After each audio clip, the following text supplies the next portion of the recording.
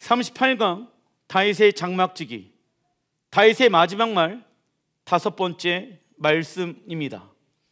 오늘 본문 사무엘하 24장은 다윗 왕의 영광스러운 마지막 모습을 소개하고 있지 않습니다.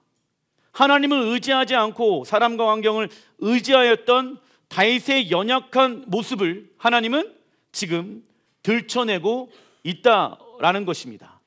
우리 또한 하나님 앞에 설 때까지 우리의 무엇을 점검해 봐야 합니까? 우리의 죄를 점검하는 사람이 되어야 한다. 다윗이 하나님과의 관계가 멀어졌다라는 증거는 이스라엘 인구 조사에서 나타나게 되어집니다. 인구 조사를 할 때 주의해야 할 것이 있습니다. 이스라엘은요, 여러분들, 사람에 의해 운영되어지는 국가입니까? 아니면 왕에 의해, 하나님에 의해 운영되어지는 국가입니까? 왕이신 하나님에 의해 운영되어지는 신정 국가입니다.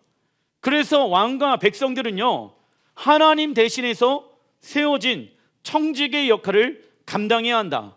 그렇기 때문에 왕과 백성들은요, 자신의 힘을 의지해서는 안 되며 오직 하나님만을 의지해야 된다. 왜냐하면 모든 전쟁에서 승리는 사람의 숫자나 무기로 결정되어지는 것이 아니라 누구에 의해 결정되어집니까?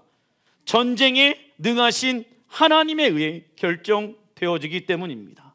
그러나 다윗의 말년에 하나님보다 사람과 무기를 의지하였고 그 결과 7만 명의 사람들이 하나님 앞에 심판을 받아 죽게 되어집니다.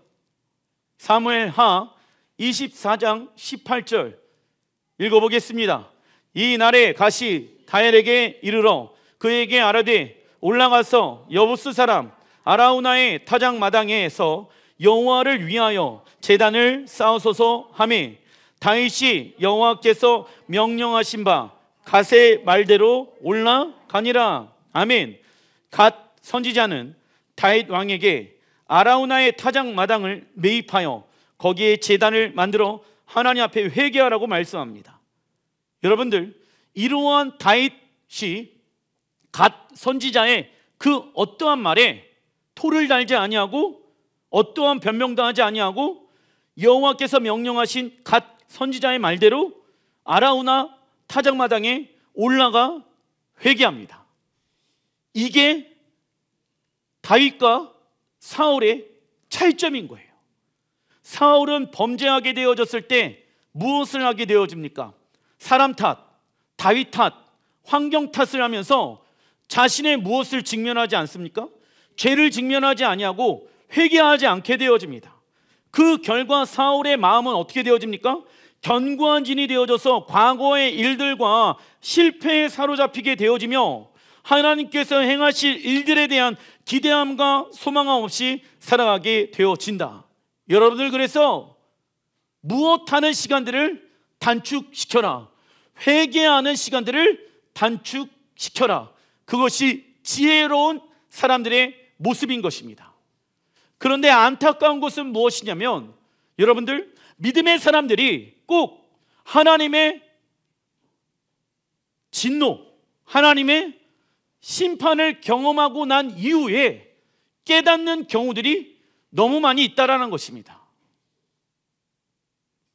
하나님의 말씀이 여러분들 가운데 선포되어지고 그 하나님의 말씀이 여러분들 심령 가운데 새겨졌다라고 하면은, 여러분들, 우리는 사람 탓, 환경 탓 하기 전에 그 한 가지 말씀을 내 마음에 심어서 하나님 앞에 먼저 온전히 회개하는 자가 되어야 합니다.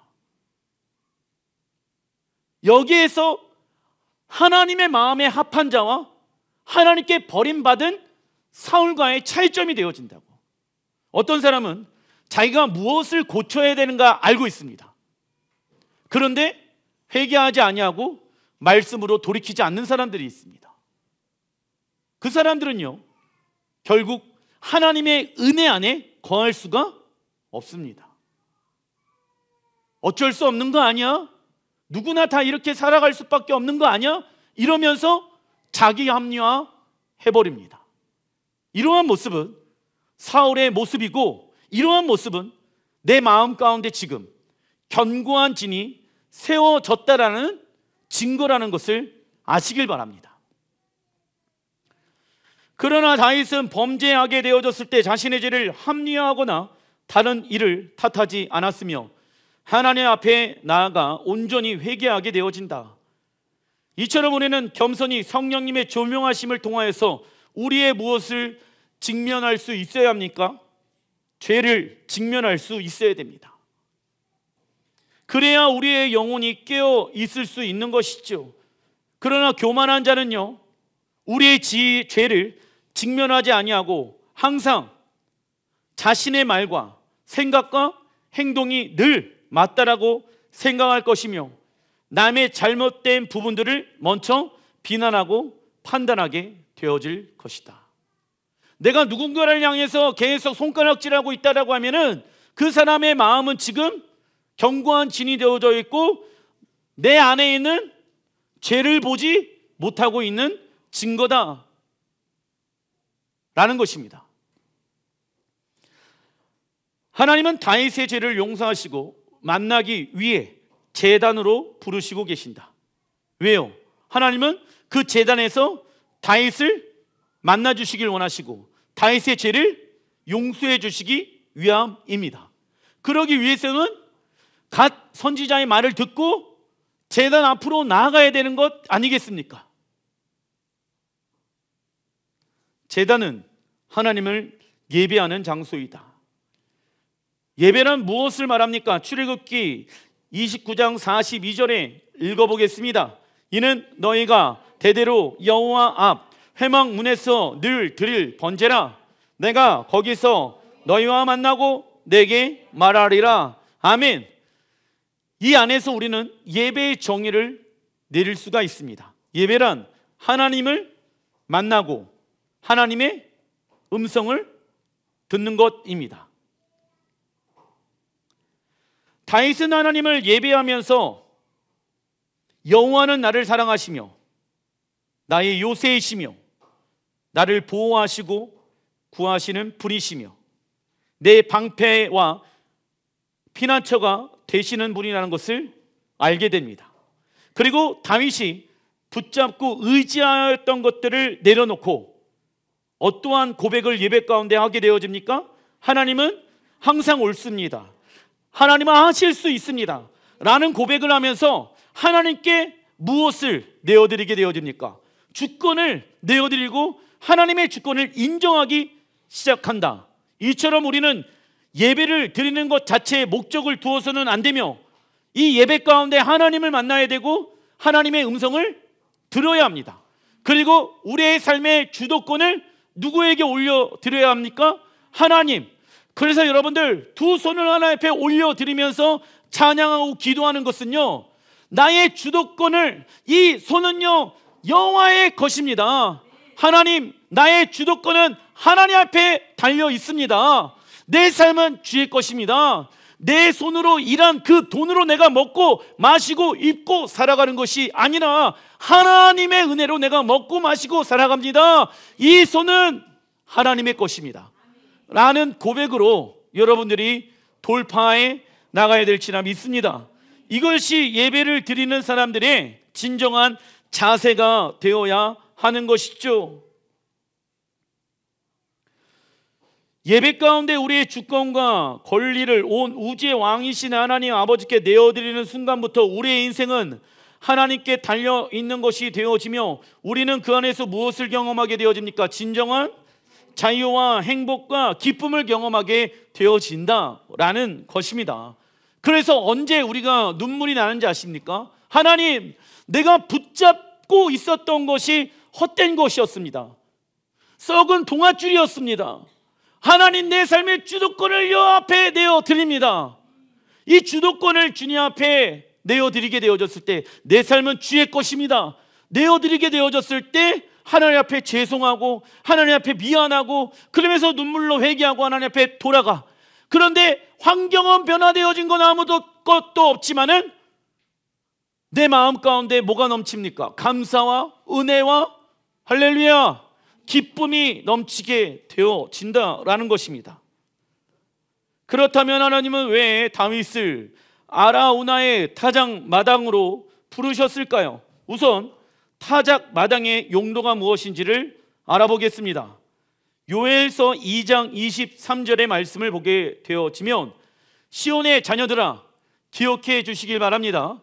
이 말씀의 주인공은 시온의 자녀들, 지금의 이스라엘 백성들을 뜻하고 있다.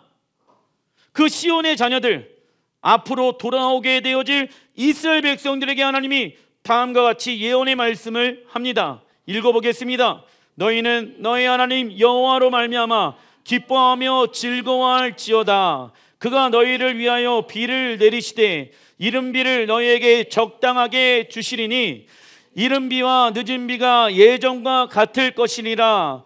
타작마당에는 밀이 가득하고 독에는 새 포도주와 기름이 넘치리로다. 아멘. 할렐루야.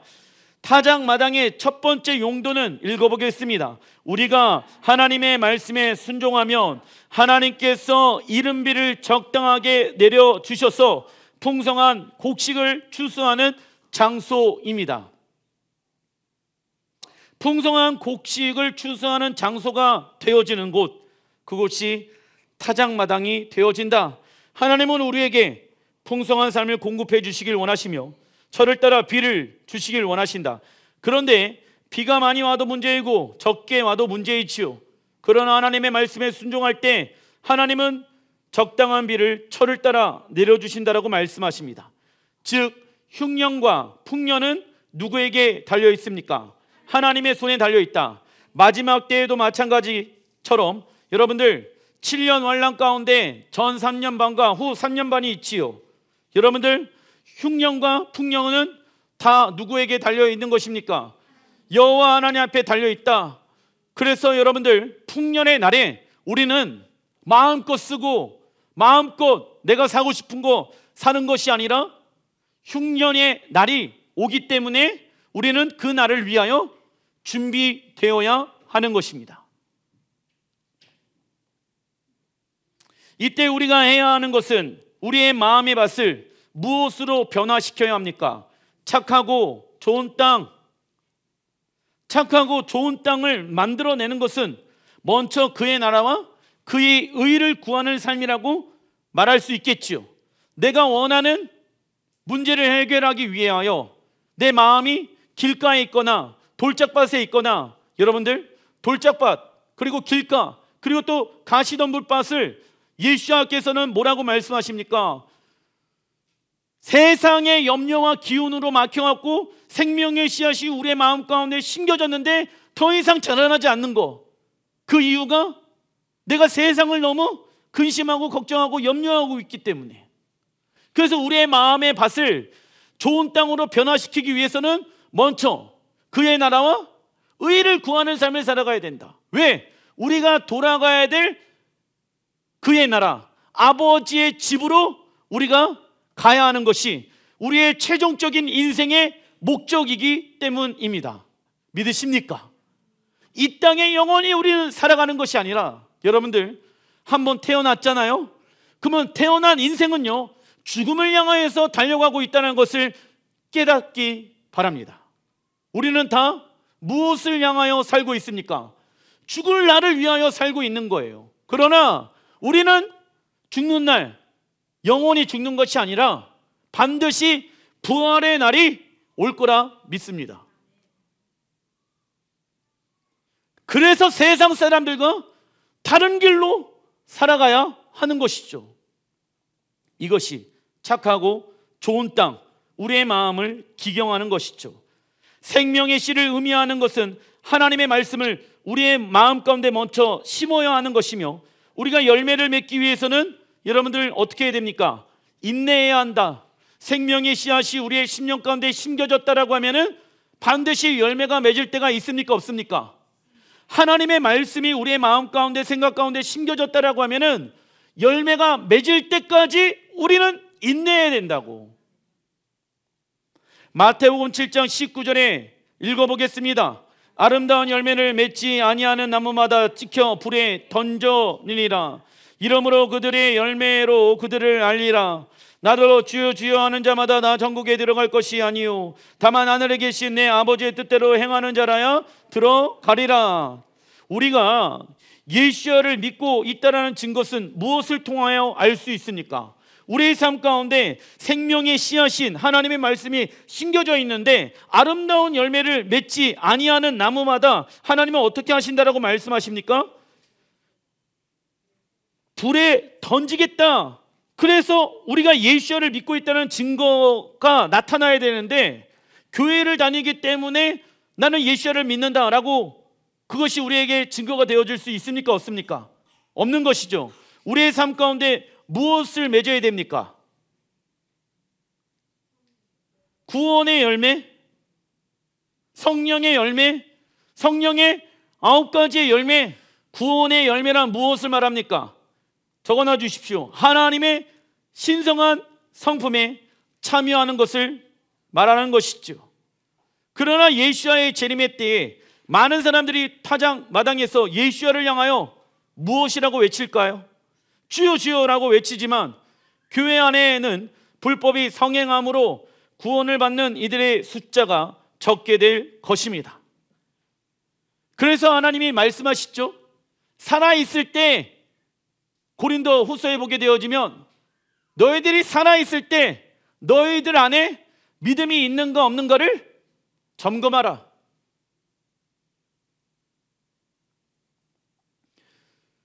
요엘서 2장 25절 읽어보겠습니다. 내가 전에 너희에게 보낸 큰 군대 곧 메뚜기와 느치와 황충과 팥중이가 먹은 횟수대로 너희에게 갚아주리니. 아멘. 자, 타작마당의 두 번째 용도는 무엇이 풀어지는 장소일까요? 하나님의 심판. 마태복음 3장 12절의 말씀을 보게 되어지면 손에 키를 들고 자기의 타작 마당을 정하게 하사 알곡은 모아 곳간에 들이고 쭉정이는 꺼지지 않는 불에 태우시리라 말씀합니다. 타작마당은 알곡과 쭉정이를 나누는 심판의 장소이다. 알곡의 중심에는 하나님의 말씀에 순종하는 믿음의 모습이 있기 때문에 곳간 하나님의 나라에 들이게 되어지죠. 그러나 쭉정이는요, 알곡과 겉모습이 비슷하다. 교회를 다니고 기도를 하는 종교적 겉모습은 알곡과 비슷할 수 있겠지만 하나님의 말씀에 순종하는 모습이 없다. 벼가 언제부터 쭉정이가 되어집니까?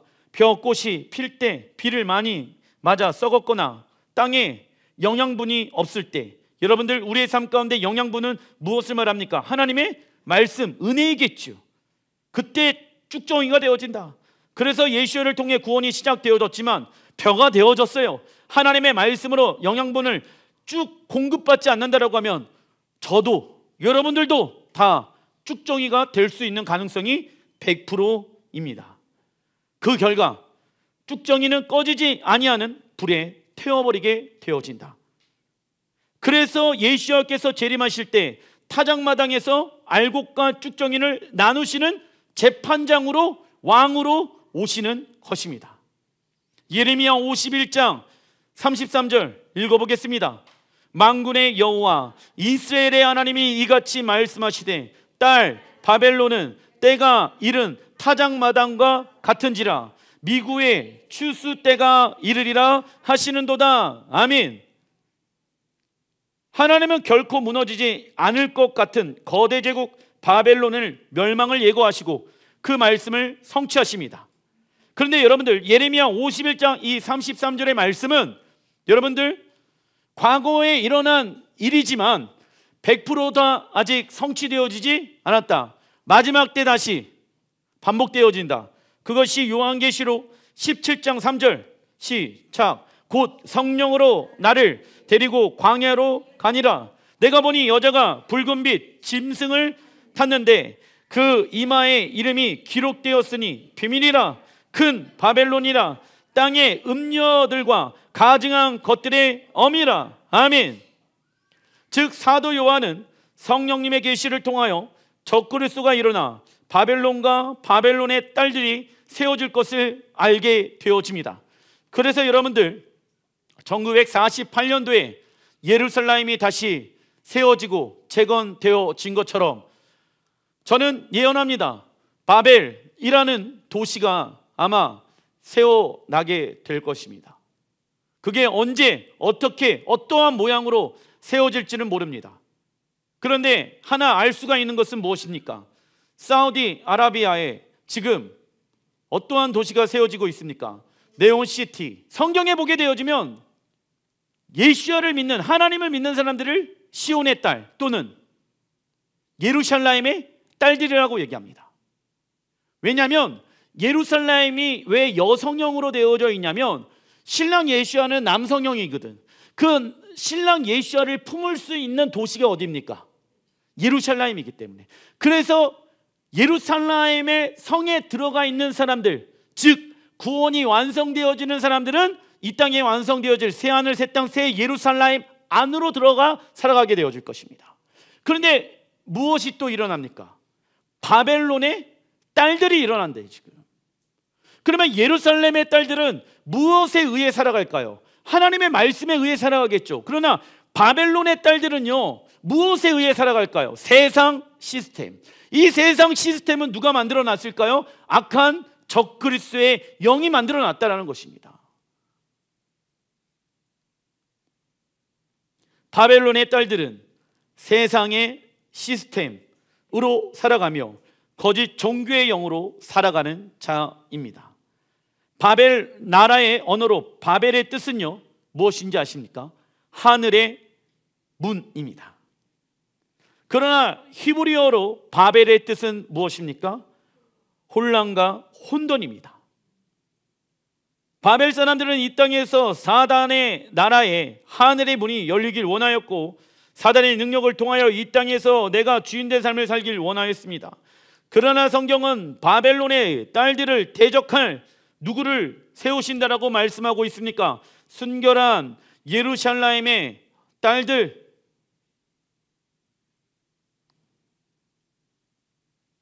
순결한 예루살렘의 딸들은 이 땅에 완성되어질 새 예루살렘 성전을 바라보며 무엇으로 단장합니까?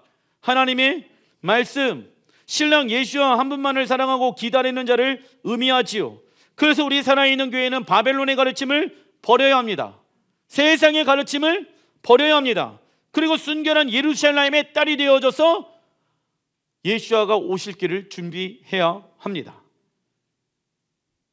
작은 이번 미가서 4장 12절 시작. 그들이 여호와의 뜻을 알지 못하며 그 모략을 깨닫지 못한 것이리라. 여호와께서 곡식단을 타작 마당에 모음같이 그들을 모으셨나니. 타작 마당의 세 번째 용도는 온 이스라엘이 회복되어지는 장소입니다. 여러분들 미가서 4장 12절을 보게 되어지면 그들 나와 있죠. 그들은 예루살렘을 공격하는 바벨론을 뜻합니다. 그런데 그 바벨론이 여호와의 뜻을 알지 못한다. 무슨 얘기입니까? 자, 이스라엘 백성들이 하나님의 말씀에 불순종하여서 바벨론을 하나님이 거대하게 만들어 놓으셨다. 그들의 힘과 능력으로 그들이 거대해진 것이 아니라 누가 그 일들을 허락하셨습니까? 하나님이. 질문하겠습니다. 하나님이 왜 마지막 때 적그리스도에게 권세를 허락하실까요? 믿음의 사람들이 거룩한 신부로 단장하고 그 믿음의 시련을 뛰어넘게 하기 위함인 것입니다.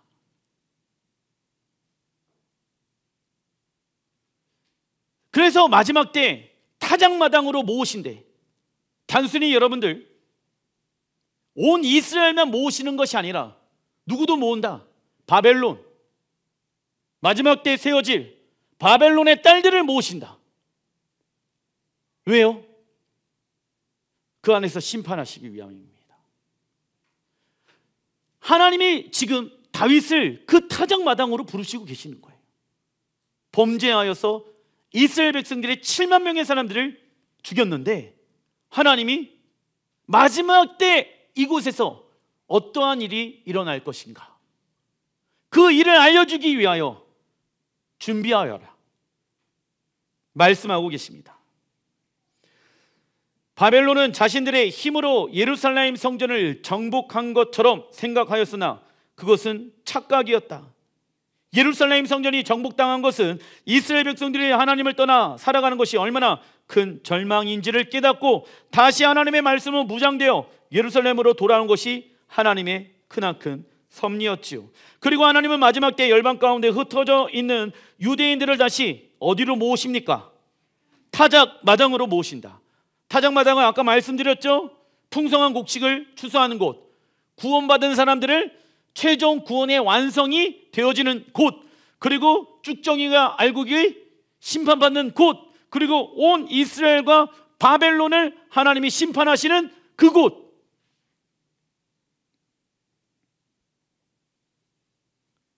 하나님은 예수야를 거부하고 죽인 것에 대한 이스라엘의 국가적 회개와 회심을 일으켜 그들을 구원케 하실 것입니다. 어디에서요? 타작마당에서. 하나님께서 온 이스라엘을 타작마당에 모으시는 이유는 그것이 우리가 하나님과 함께 영원히 거할 어디의 집입니까? 아버지의 집이기 때문입니다. 그렇다면 아라우나의 타작마당 위치는 어디일까요? 단락 2번 역대상 21장 19절. 이에 가시 여호와의 이름으로 이름 말씀대로 다윗이 올라가니라.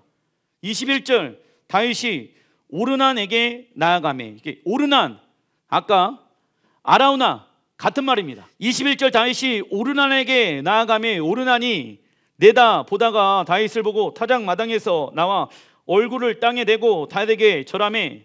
옛적에 모세가 광야에서 지은 여호와의 성막과 번제단이 그때의 기브온 산당에 있었으나, 나와 있죠?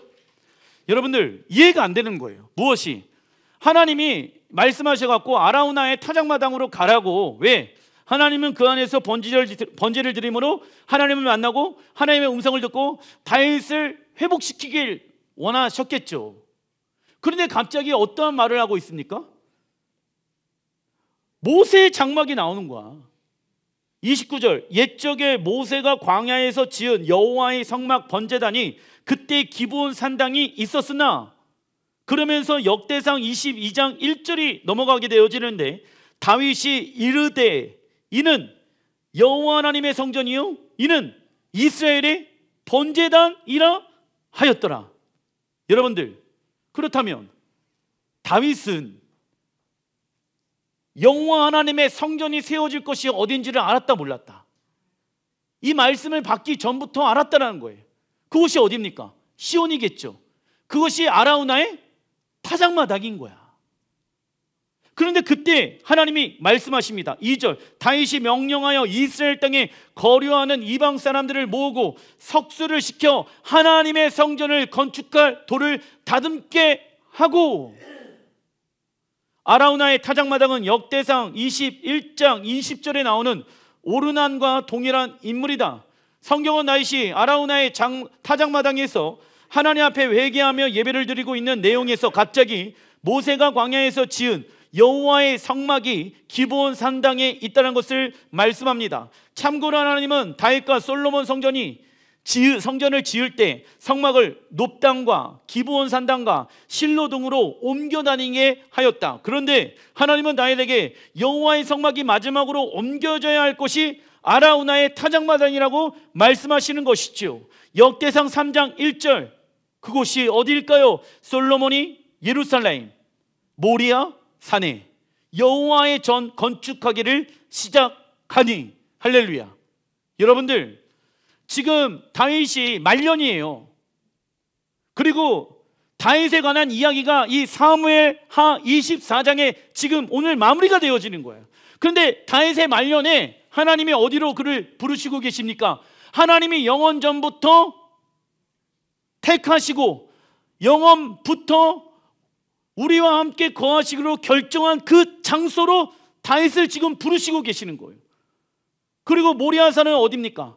아브라함이 이삭을 바쳤던 곳. 시대마다 그 시온산을 다른 명칭으로 이름을 붙였는데, 아브라함 때에는 그 산의 이름이 모리아산, 아담 때는 그 곳이 에덴 동산, 다윗 때는 시온이었다라는 거예요.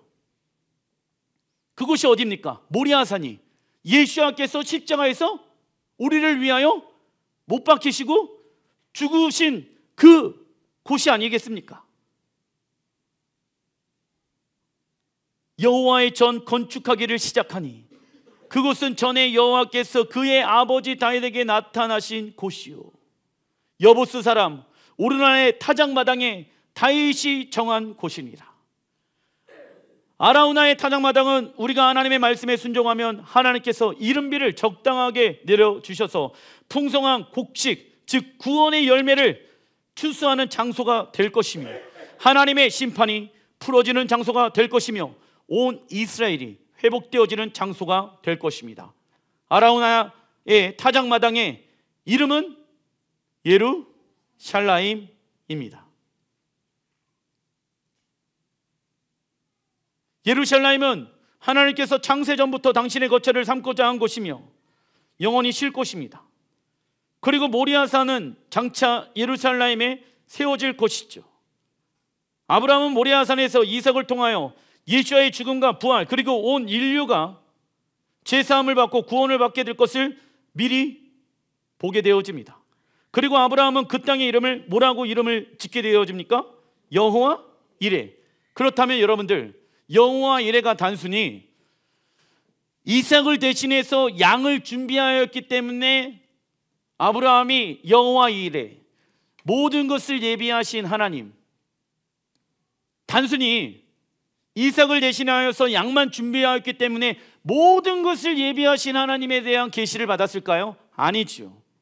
모리아산에 하나님이 아브라함에게 언약을 주셨으며 아들 이삭과 같은 메시아가 이 땅에 올 것이며, 그 모리아산에 영원 전부터 내가 거할 처소, 그곳에 나는 성전을 만들어 낼 것이며, 마지막 때 모든 열방들을 다 하나님이 그 타작마당 모리아산, 즉 예루살렘 앞에 서게 할 것이며, 그때 쭉정이와 알곡을 심판하실 것이며, 이스라엘을 대적하는 열방 국가들을 하나님이 심판하실 것이다.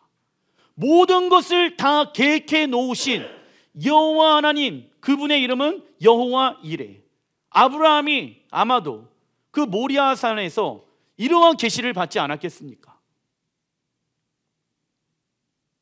그래서 아브라함은 모리아산이 장차 살렘의 왕 멜기세덱 예수와께서 거하시는 장소인 것을 알게 된 것이죠. 그렇다면 우리가 그 타작마당 앞에 서는 날이 올 것입니다. 믿으십니까? 그래서 시편 37편 29절에 의인이 땅을 차지하며 거기서 영원히 살리로다. 우리가 영원히 살아가야 할 곳, 의인이, 여러분들 땅을 무엇하라고 말씀하고 있습니까? 차지하라, 정복하라. 우리가 왜 타작마당, 예루살렘, 모리아산, 시온산, 우리는 예루살렘에서 주님과 함께 영원히 살게 될 것입니다. 그리고 역대상 22장 8절을 보게 되어지면 여호와의 말씀이 내게 임하여 이르시되 너는 피를 심히 많이 흘렸고 크게 전쟁하였느니라. 내가 내 앞에서 땅에 피를 많이 흘렸은즉 내 이름을 위하여 성전을 건축하지 못하리라 말씀합니다. 다윗이 전쟁에서 피를 흘린 것으로 성전을 건축하지 못한 것도 있지만, 그가 하나님 앞에 땅에 피를 많이 흘리게 된 사건은 말년에 사람과 무기를 의지하여 심판받게 된 7만 명의 이스라엘 백성들을 말하는 것입니다. 여러분들, 우리는 이게 성경의 전체의 맥락을 알아야 되는 거예요. 그냥 단순히, 물론 다윗이 많은 전쟁을 통해서 피를 많이 흘렸기 때문에 그가 하나님의 성전을 짓지 못한 것도 있지만, 결과론적으로 다윗이 왜 하나님의 성전을 짓지 못하게 되어집니까? 다윗이 말년 때 하지 말라는 행동을 하게 되어져서 7만 명의 사람들이 그 전날에 다 죽었다니까. 지금 다윗 앞에 7만 명의 사람들의 피가 흘리고 있다고. 지금 그 상황인 거예요. 그 상황에서 하나님이 다윗에게 말씀하시는 거예요. 너는 나의 성전을 짓지 못해. 너의 아들 솔로몬이 지을 것이야. 다윗이 100% 수긍할 수밖에 없어. 왜? 나의 죄로 말미암아 그 영광스러운 일에 내가 참여하지 못하게 되어진 것이기 때문에.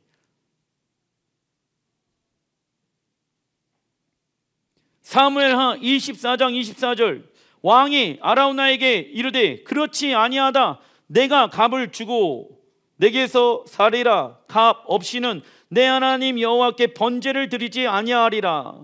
그곳에서 여호와를 위하여 제단을 쌓고 번제와 화목제를 드렸더니 이에 여호와께서 그 땅을 위한 기도를 들으시매 이스라엘에게 내리는 재앙이 그쳤더라. 아라우나는 자신의 타작마당을 다윗에게 무상으로 주고 싶어 하였지만 다윗은 대가를 지불합니다. 공짜 너무 좋아하지 마십시오. 항상 대가를 지불하여 여러분들의 땅으로 취하시길 주의 이름으로 축원드립니다. 여러분들 천국도 공짜로 얻는 거라고 생각하죠? 아닙니다. 구원 공짜입니까? 아닙니까? 아니죠. 왜요? 하나님의 아들을 십자가에 죽이면서까지 그 어마어마한 대가를 지불하였는데 어떻게 구원이 공짜입니까? 구원은 공짜가 아닙니다. 아라우나는 자신의 타작마당을 다윗에게 무상으로 주고 싶어 하였지만 다윗은 대가 지불한다. 다윗은 타작마당에서 자신의 죄를 회개하고 하나님은 그의 죄를 용서하시죠. 이처럼 하나님의 용서는 값을 지불하여서 얻는 것입니다. 즉 하나님은 우리를 구원하시기 위해 독생자 아들 예수야를 타작마당인 골고다 언덕 십자가에서 죽임으로 대가를 지불하신 것입니다. 그래서 구원은 공짜가 아닙니다. 무료가 아닙니다. 우리 다 같이 하나님 나라에 들어갈 때까지 영적 전쟁하며 우리의 삶을 대가 지불하며 구원의 열매를 맺는 자가 됩시다. 기도하겠습니다.